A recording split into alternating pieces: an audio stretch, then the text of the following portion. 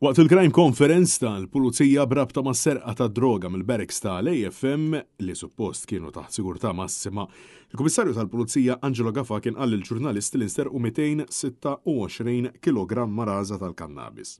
Iżda, waqt ċieda fil-qorti tul il-jum ta' tlieta, issa qed jingħad il-insterqu ftit aktar minn 130 kg diskrepanza ta' 94 kg. U jekk dan kien żball, żgur illi fisser differenza qawwija. Differenza li b'mod mill-aktar inevitabbli kellna nistaqsu dwarha lil Prim Ministru Robert Abela fejn saq li din hi aħbar tajba. Għaliex ifisser li nsteraq ammont inqas. Bir-riżultat li l-Prim Ministru mhux qed jinkwieta li l-Pulizija ma kellhomx idea kemm kien l-ammont illi kien qed jinżamm taħt suppost tassa. Kif kien hemm dan l-iżbal ta' 94 kg? Il-Korp tal-Pulizija kien tkellem fuq l-ewwel informazzjoni li kellu l-investigazzjonijiet urew illi kien hemm ammont inqas fl-ammont li qed issemmi. Xefu kemm insterqu ġifieri. U allura naħseb illi għandna xi ħaġa li m'għandniex tħares lejha b'mod negattiv għax jekk kien hemm ammont inqas illi nsteraq ifisser li kellek ammont bħala persentaġġ akbar illi ġi irkuprat. Fil-qorti ngħid kif kien hemm 3 soldati għassa mal-barracks madankollu l-ħallelin għamlu madwar sagħtejn li wettqu s-serqa mingħajr dawn m'għandunawx.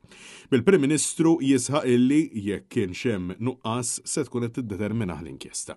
Mistoqsi dwar it-taħwid tal-ammonti li nsterqu Abela spjega li għal dan iridu jwieġbu l-Pulizija.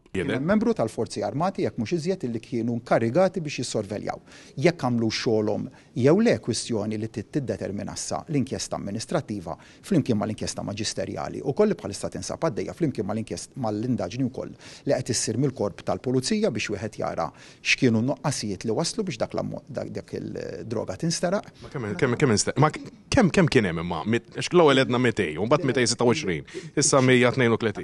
Tinsiex illi dwar ammonti u dwar id-dinamika ta' dak illi ġara kien hemm il-Korp tal-Pulizija li tkellem, kien hemm ukoll xhieda li żviluppat il-bieraħ fil-qrati tagħna u naturalment dak huma il-persuni li jridu jwieġbu għal dak illi ġara.